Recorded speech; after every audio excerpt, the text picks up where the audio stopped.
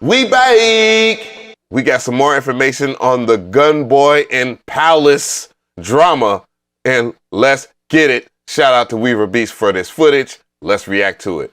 Okay, so now we're going to get into the recent developments since the last video. Apparently, Pvlace was never in 808 Mafia, and this was commented by the Shalizi manager. Oh, I know that hurt some people's feelings.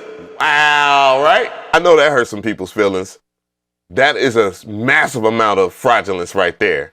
But I told you so. Management group, and this is from their official account. They're most notable for working with Marshmallow, Jaws, Getter, but most importantly, Southside, the person who owns 808 Mafia, along with Lex Luger and TM88. The truth is, 808 Mafia boss Southside gave him a platform and wanted him to be a part of 808 Mafia. Pvlace never signed an agreement with 808 Mafia, but Southside still never stopped supporting him and letting him claim it because he thought Pvlace wouldn't screw him over. Then Pvlace started selling merch and benefiting off the 808 Mafia brand, and even tried trademarking 808 Mafia Europe as his own thing without a...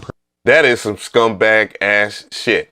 And one of the things that I said to a person that was in the comment section, because it's like, man, he was always a member of 808 Mafia. I'm like, bruh, you know how easy it is to pay like a celebrity money to take a picture with them, or just to take a picture with them, period, and then act as if you're a part of their conglomerate? It is very easy to do so. So I commend Southside for at least acknowledging that and, you know, seeing that he had a push and giving them an opportunity. But again, on Pvlace, Lord, you made some very bad decisions, brother, and now you are reaping what you sow. Which we told him not to do so and gave him another chance to sign with us to do all that. And instead he pushed us merch collabs and said he'd do sample packs instead. Hold on, let me... Yeah, he does sample packs, all right. He took Gunboi's whole entire beat collection. It's not funny because I've had that happen to me before, like people just taking a whole bunch of my stuff and then just remaking it and whatnot, and that's kind of the reason why we came up with 16levels.com and was evenly distributing things and making sure that people get their credit. I know some people have got upset and said, well, like, oh, well, you didn't make it. And I'm like, bruh, I've never said I made it. And if you read about us on our website, you can tell that it's a conglomerate of people that are doing the work together. Like, you can't be mad at community service. Like, that we're a whole entire conglomerate and we are looking out for our own, including you. Have you thought about doing some sample packs with me? That's true, I could join the Mafia, but you could join my sample pack team. Have you thought about that? Joining 808 Mafia sounds cool, but you know what sounds cooler? If I haven't said it before, then I'm gonna say it again. Weaver Beast is a international treasure. Not a national treasure, an international treasure. And here's why. Not many people on this platform are as honest as this guy is. And I know it might come at the behest of other people's integrity level or whatever, but some people, and especially when we're talking about Pvlace, have zero integrity. And one thing I will say about Weaver Beast, he's an equal opportunist. That means if you do good, he's going to talk about you good. You do bad, here you go. And we need more people like Weaver Beats on this platform, clearly, and that's the main reason why you should subscribe to him. The links are in the description box, by the way. And make sure that you support content like this, because we have so many people that are out here just doing whatever, and it's the same typical BS, and it's a breath of fresh air. I just wanted to get that out. And I know some people, they get upset about me talking about Weaver Beats, but hey, it is what it is, dog. He's talked shit about me, and I love him. That's my guy. We can agree to disagree. More evidence. I'm just going to go through those really quickly. And then there's also some interviews I want to cover as well, too. Gunboi says, Dennis stole my work and sold it to a guy who stole my work in the past. Thank you, genius, for recording it, but don't be so mean to Denny. Just because he took my name out of credit. Yo, his name is Denny? This Justin Timberlake, I'm going to take sexy back and steal your beats looking ass motherfucker name is Dennis. That's hilarious. Royalties doesn't mean that you guys can take his name out and replace me. That is interesting. Oh, that's funny. Yeah, where is... Let's go check that. Let's double check that real quick here. 1976 by Rin. I think we actually saw this one originally, but this time we're going to check to make sure that this is correct. We're going to play devil's advocate this time here, okay? We're going to double check everything with a magnifying glass. Yep, 8 million streams. Show credits. It's got Pvlace there. Don't see Gunboi. So hot out the press, Pvlace actually responds. Ain't that some shit? Let's get it. Gunboi accused Pvlace of stealing midis, giving him away as loops, not giving him credit on placements. He supposedly got his Instagram taken down. What else? There's just so much here. It's like hard to even remember it all. He threatened to call the cops on him. What? I don't know. There's a lot of shit. There's a lot of shit. There's so much shit I can't even recap it all. In the second video, Shalizi said that Pvlace was never actually part of 808 Mafia. Anyways, we're gonna be continuing from You need a stylist, bruh, because this shirt ain't working, bruh. This shirt ain't it.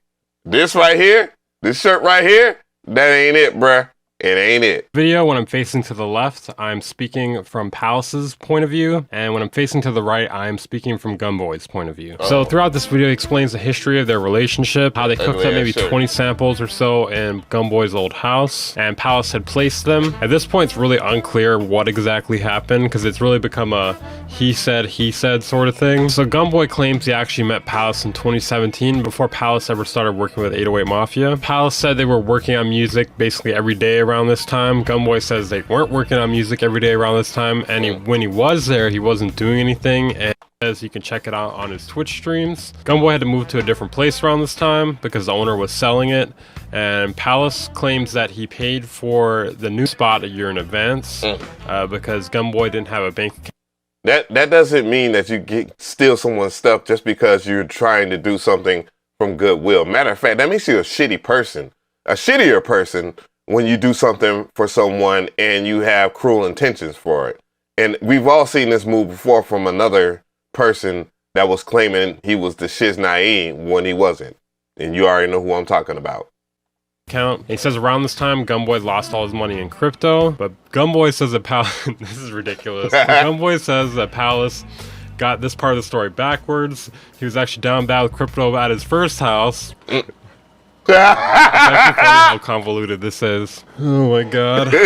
What is this video? Pvlace says he encouraged him to push his own music, and he claims he bought him $1,000 mic. The Gunboi says he actually got the mic at his old house way earlier in like 2020, and they actually split the mic 50-50. This is fucking ridiculous. Stupid. Like the situation is not funny. It's just funny it's how funny. unclear it is anymore. So Pvlace claims they both had the idea for the NFT project at the same time. I'm not sure how that works. I'm not sure if they telepathically thought it at the same time. But Gunboi has screenshots of him talking to his graphic designer, the 3D graphic designer for the NFT project. And in these text messages, it says that the label hijacked his idea for the NFT. Then they did another NFT project, which is more successful. Yes, they used Pvlace's name to get it out there more, but Gunboi claims it was his idea. I'm just going to shorten it up a little bit more and just speed past all this other stuff.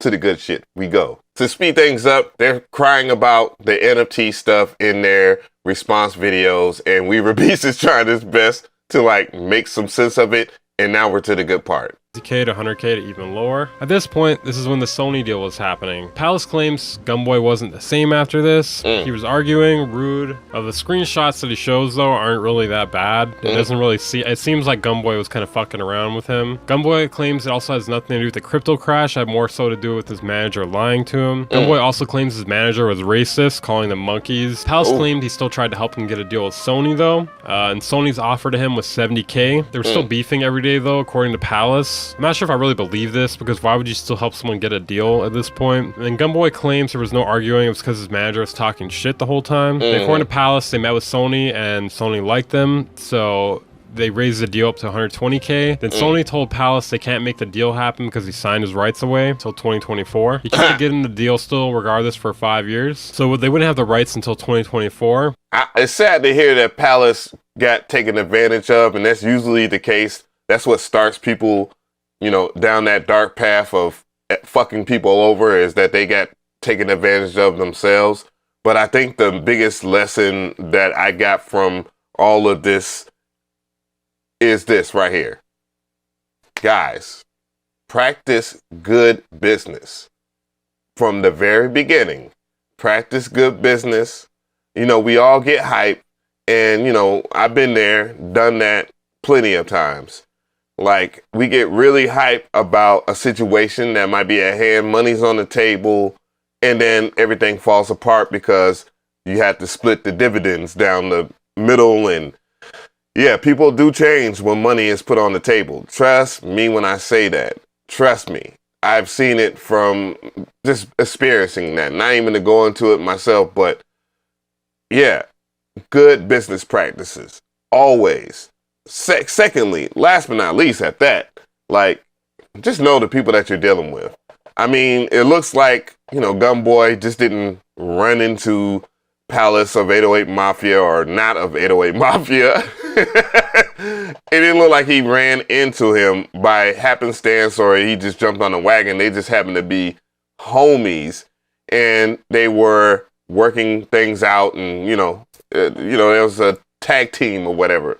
Now, with all that said, if you see your man's is moving funny, you got to question it. Have the level of respect for yourself to man up to say to your friend, bruh, I don't like the way you're moving. You got to adjust that because it ain't cool. Once you do that, instead of just saying, oh, he ain't going to do me like that, you'll have a pretty decent relationship. Otherwise, you'll see your homie screw people over, and then you'll think, oh, it ain't going to be me. He ain't going to do that to me. And then they will do it to you. That's just the rule of thumb with friends. You'll find out who your real friends are really quick when that money is on the table. Real rap.